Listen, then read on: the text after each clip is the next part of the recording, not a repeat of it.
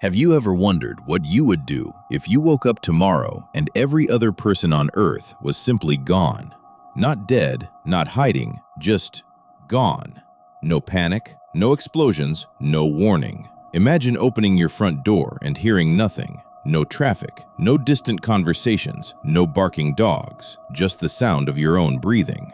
Most people think loneliness arrives slowly. They imagine weeks, months, maybe years. But real loneliness doesn't wait. It begins the exact second you realize there's nobody left to answer when you call their name. Emma Carter never believed stories about parallel worlds or impossible events. She worked as an emergency dispatcher in Chicago. Her job was built on facts. Every emergency had an explanation. Every missing person was eventually found. Every strange report had a rational answer. At least, that's what she believed until Tuesday morning. The first thing that felt wrong wasn't the silence, it was her alarm clock. It had never failed before, yet when Emma opened her eyes, bright sunlight was already pouring through the curtains. She reached for her phone. 10:43 a.m. 4 missed alarms, not one notification, no messages, no emails, no overnight news alerts. Even stranger, her phone still had a full signal. She frowned. That's impossible. She called her best friend.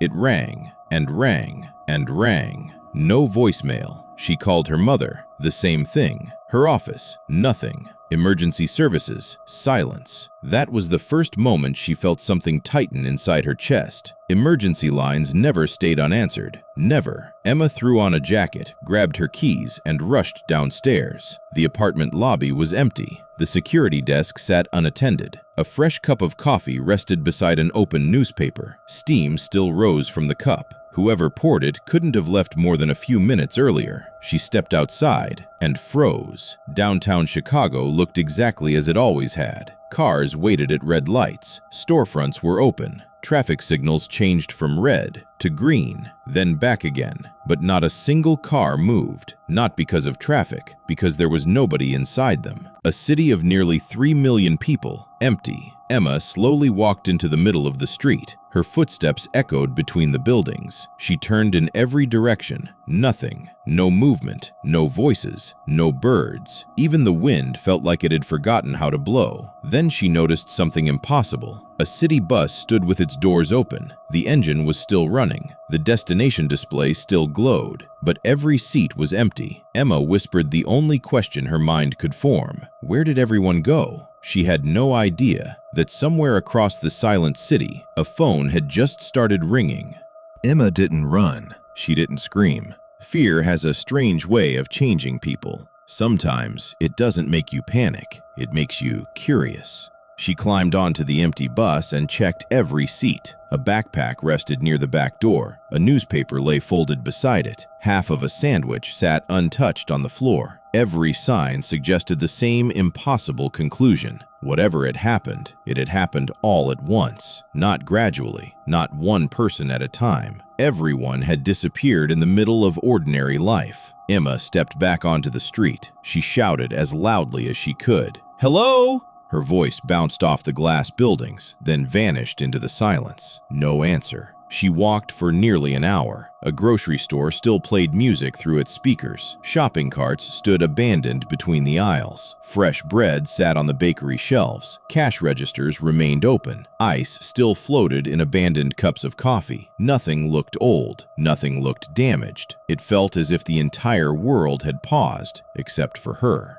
By noon, she reached the city's emergency operations center. The doors were unlocked. Every computer was still powered on. Rows of monitors displayed traffic cameras from across the city. Every street, every bridge, every highway, empty. She switched between dozens of cameras. New York, Los Angeles, Miami, Seattle, the same silence. She found the National Emergency Radio System. Her hands shook as she pressed the transmit button. "This is Emma Carter. If anyone can hear me, please respond." She waited. 5 seconds. 10. 30. Only static. She repeated the message every 15 minutes. No reply ever came. As the afternoon faded into evening, something strange happened. The city lights turned on by themselves. Street lamps, office buildings, apartment windows. Thousands of lights illuminated a city with nobody left to see them. Emma stood in the middle of the street, surrounded by millions of empty windows. It felt as though the city itself was awake, watching her. Then, her phone vibrated. Once, the sound was so unexpected that she almost dropped it. She stared at the screen. Unknown caller. She didn't answer. The ringing stopped. A few seconds later, it rang again. Unknown caller. Every instinct told her to ignore it, but every instinct had already failed her today. She answered. Hello? At first, nothing. Just a faint crackling sound, like an old radio searching for a signal. Then, a voice, calm, familiar, almost comforting. Emma! She froze. Who is this? Silence. Then the voice spoke again. You need to leave the city. Emma's heartbeat quickened. Who are you? There's no time. Answer me. The voice ignored the question. Go north. Don't stop. And whatever happens, don't answer the phone tomorrow. Emma's breath caught. Tomorrow? What are you talking about? A long pause followed. Then the stranger whispered something that made her blood run cold. Because tomorrow, I'll call you again. The line went dead. Emma stared at the screen. The call duration, 17 seconds. She looked around the empty city once more. For the first time that day, she realized something even more terrifying than being alone. Someone, somewhere, knew she wasn't. Emma didn't sleep that night. She kept replaying the call over and over in her mind. 17 seconds. Every word had sounded deliberate, as if the caller had rehearsed the conversation hundreds of times before. She searched for a logical explanation. A hacker, a military experiment, a hidden evacuation, a hallucination caused by stress. Every possibility sounded ridiculous, yet somehow, each one felt more believable than the truth unfolding around her. Just before sunrise, she climbed to the roof of a nearby office building. She wanted one last look at the city before leaving. The skyline was beautiful, peaceful, almost perfect, if you ignored the fact that not a single human being remained. Then, something moved, far below. Emma's heart skipped. She leaned over the edge. A figure was walking across an empty intersection, slow, calm,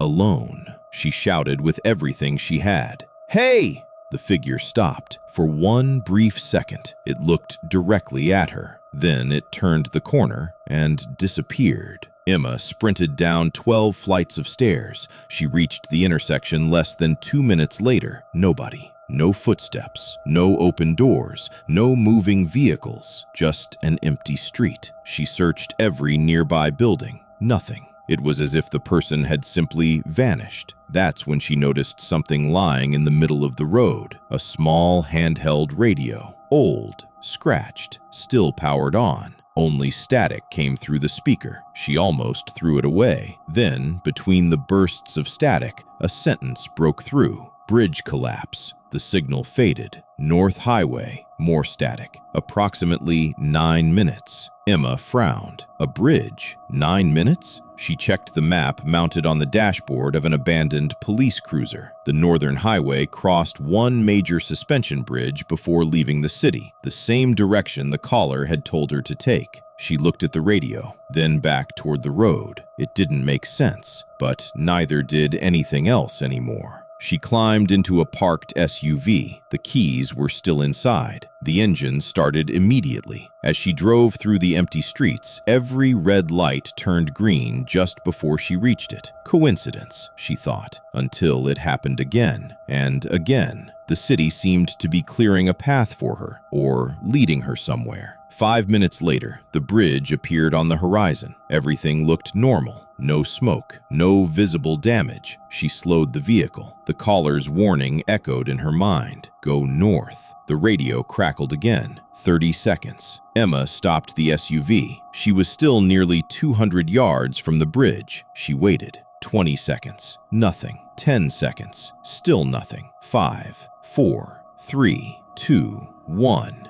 A deafening roar shattered the silence. The center of the bridge folded downward like paper. Steel cables snapped. Massive concrete sections plunged into the river below. The shockwave rocked the SUV. Emma couldn't breathe. If she had continued driving, she would have been crossing that bridge at that exact moment. The radio had known. The caller had known. Someone, somehow, had just saved her life. But one question became impossible to ignore. If they could see the future, why was she the only person left alive to warn?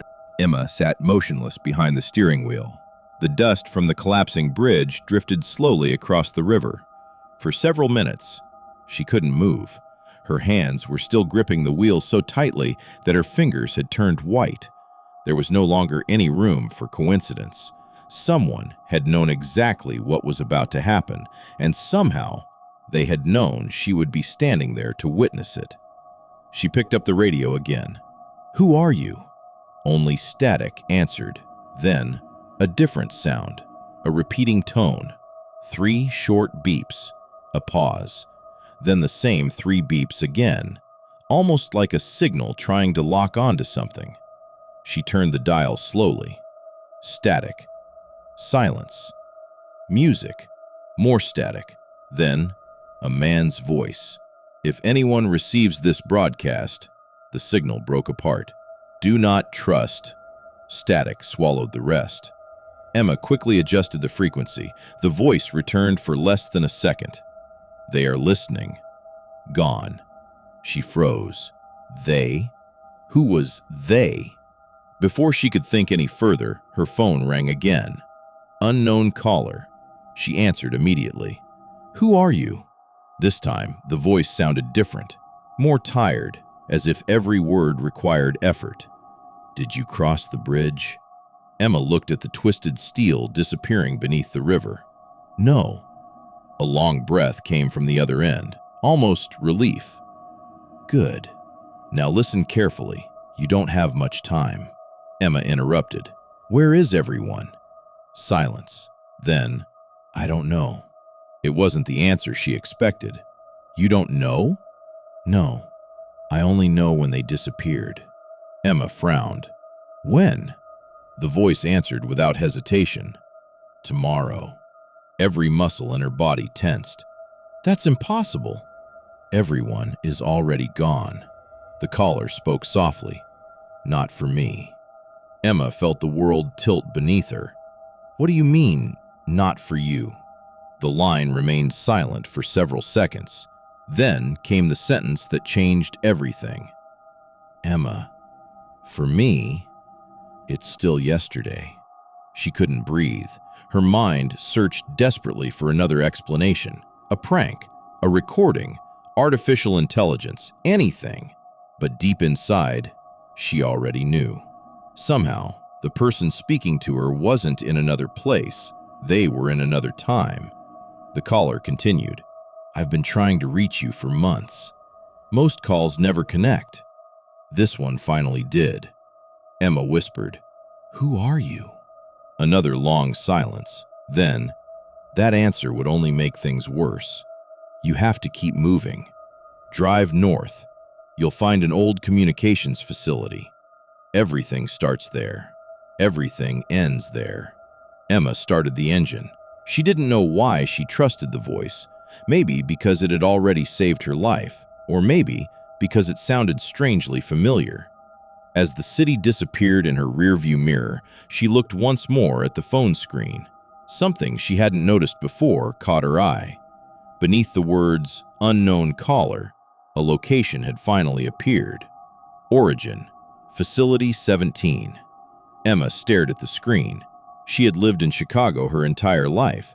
She knew every major government building, every hospital, every military base within hundreds of miles. But she had never heard of a place called Facility 17. The highway stretched endlessly into the darkness. The farther Emma drove, the stranger the world became. Entire neighborhoods sat untouched. Gas stations remained fully lit. Wind turbines continued turning in the distance. It was as if civilization itself refused to admit humanity was gone. 2 hours later, her GPS suddenly lost signal. The screen flickered once, then displayed a road that hadn't been there a second earlier. Service Road 17. Emma slowed the car. There were no signs, no streetlights, no record of the road on any map she had checked earlier that day, yet the navigation insisted it existed. She turned. The asphalt narrowed until it became little more than a cracked strip disappearing into a dense forest. Finally, she saw it, a chain-link fence, rusted, half-collapsed. Behind it stood a massive concrete facility swallowed by decades of neglect. One faded sign remained attached to the front gate. Only a few letters could still be read. Illity 17. Emma stepped out of the SUV. The air felt different, not colder, heavier, as though every sound was being absorbed before it could travel. She pushed the gate. It opened without resistance. Nobody had locked it. Inside, broken satellite dishes pointed toward the night sky. Radio towers rose above the trees like enormous skeletons. Most had collapsed long ago. One was still standing. Its warning light blinked slowly, red, every 17 seconds. Emma checked her watch. The light was perfectly synchronized. 17 seconds. Again. 17. Again. She felt a chill run through her body. Someone was maintaining this place, or something was. The main building's entrance slid open the moment she approached. No keycard, no code, just a quiet, mechanical sound, as if it had been expecting her. The lobby was frozen in time. Coffee mugs still sat on desks. Computer monitors glowed with green text. Wall calendars showed a date from 30 years earlier. Nothing matched. The building looked abandoned, yet the electricity had never failed. Emma moved deeper inside. She entered what appeared to be the central control room. Hundreds of monitors covered the walls. Most displayed static. A few still showed security cameras, not from the facility, but from cities around the world. London, Tokyo, Rio, Sydney. Every city was empty. Every camera was still transmitting. Then, one monitor changed. Instead of static, it showed a woman standing inside another control room, holding a phone to her ear.